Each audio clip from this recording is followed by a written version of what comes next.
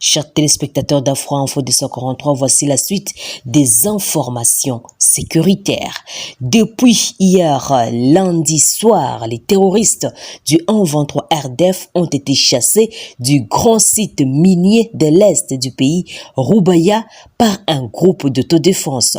Des sources locales ont signalé que ces terroristes ont pillé plusieurs minerais retrouvés sur les lieux. Le village de Luhanga, au nord de la cité de Saké, sur la route Saké-Kichanga, est passé sous contrôle de forces armées de la RDC à 15h30 dès ce mardi 28 février. Sur un autre axe, Saké-Roubaïa, l'autodéfense a pris le contrôle de Roubaïa et Bihambwe. Le 123 est au milieu. La ville de Goma et la cité de Saké sont hors de toute menace des terroristes du 123 et de leurs alliés, a rassuré le porte-parole militaire Sokola 2, le lieutenant-colonel Guillaume Ndjike Kaiko, ce mardi 28 février aux médias. Il affirme que ces terroristes ont été repoussés par les forces armées de la République démocratique du Congo au-delà du village Kingi où ils sont poursuivis par l'armée loyaliste. Kingi est à une dizaine de kilomètres au nord de Saké. Cet officier de l'armée congolaise confirme aussi le contrôle total de la cité minière de Roubaïa par les forces armées de la RDC sans donner beaucoup plus de détails.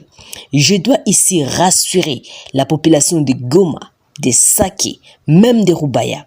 Il est vrai que l'ennemi a menacé tous ces axes, mais aujourd'hui, avec les efforts fournis par votre armée, les FARDC, je tiens à vous confirmer ici que Roubaïa, cette cité minière, est sous contrôle des FARDC, a annoncé le lieutenant-colonel Ndjike Kaiko Guillaume, mais aussi Saké, où l'ennemi a tenté de créer l'insécurité et sous contrôle des FARDC.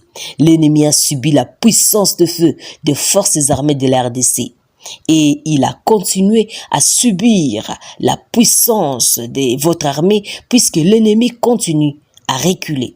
Au moment où je vous parle, ni Saké, ni Goma, ni Roubaïa, aucune de ces entités n'est menacée parce que les forces armées de la RDC ont été instruites de protéger toutes ces cités, mais aussi la ville de Goma, et de repousser l'ennemi.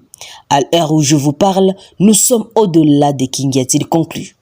Il appelle la population au calme et à soutenir les efforts des FARDC. Donc, c'est pour l'occasion de rassurer la population de Goma et de Saké qu'elle continue à soutenir son armée. Et c'est ensemble nous allons ramener l'armée rwandaise et ses supplétifs du 123 d'où ils sont venus. Malgré l'accalmie observée ce mardi 28 février sur presque toutes les lignes de front dans les territoires de Massissi, Rutshuru, Nyiragongo, nous sommes au Nord Kivu, ces terroristes du 23 sont loin d'abandonner l'offensive.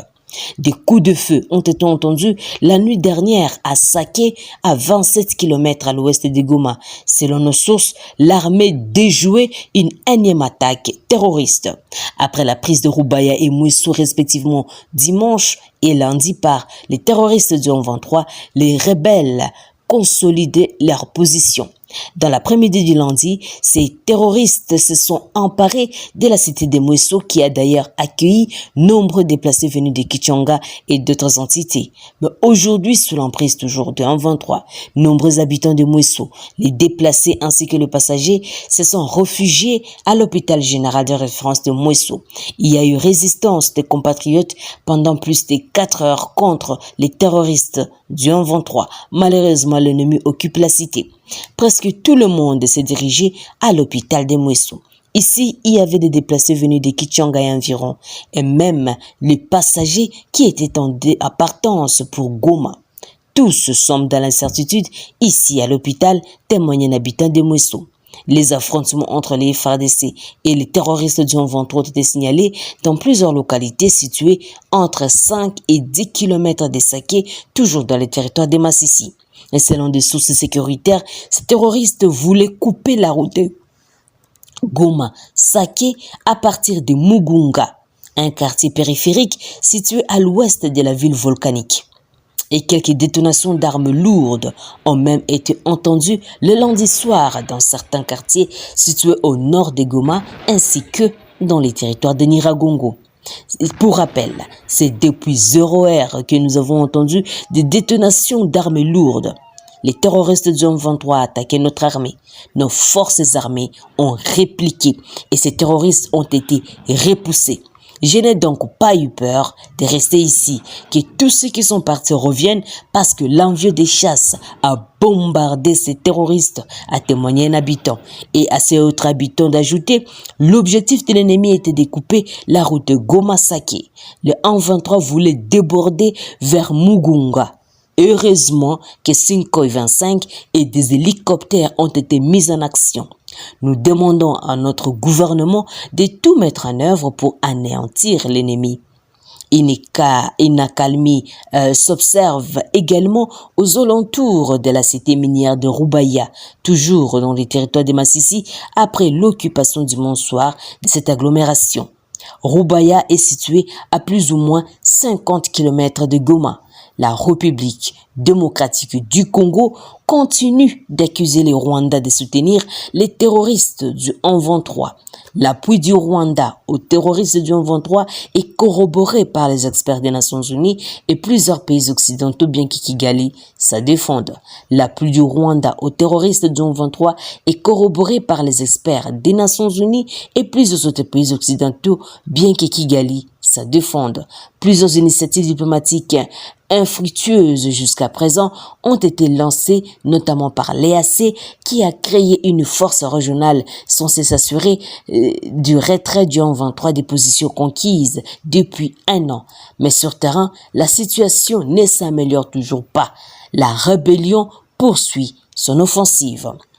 Terminons par cette nouvelle. La représentante spéciale du secrétaire général des Nations Unies en RDC, Mme Bintou Keïta, a échangé lundi 27 février avec les gouverneurs de la province du Nord Kivu, le lieutenant-général Constant Ndima, sur la sécurisation de l'espace aérien de Goma. Dans le cadre de la coopération et de la collaboration entre la MONUSCO et les services de sécurité de la République démocratique du Congo, les deux personnalités ont également parlé de la mise en œuvre des communiqués de Luanda du 23 novembre 2022. Nous avons aussi discuté des difficultés de ce qui se passe dans l'espace aérien maintenant à l'aéroport de Goma avec des incidents. Nous pensons que c'est même volontaire des tirs sur les aéronefs. Et là, très clairement, c'est quelque chose qu'il va falloir gérer et régler, a indiqué Bintou Keïta. Par exemple, parce que, explique-t-elle, on ne peut pas avoir de routes qui sont bloquées et avoir un espace aérien qui devient une source de risques majeurs pour ceux qui prennent le vol. Mais en dépit des difficultés, je pense qu'on s'est bien compris avec le gouverneur et son équipe pour collaborer et coopérer pour planifier, pour qu'on obtienne les résultats qui permettent d'arrêter la souffrance de la population.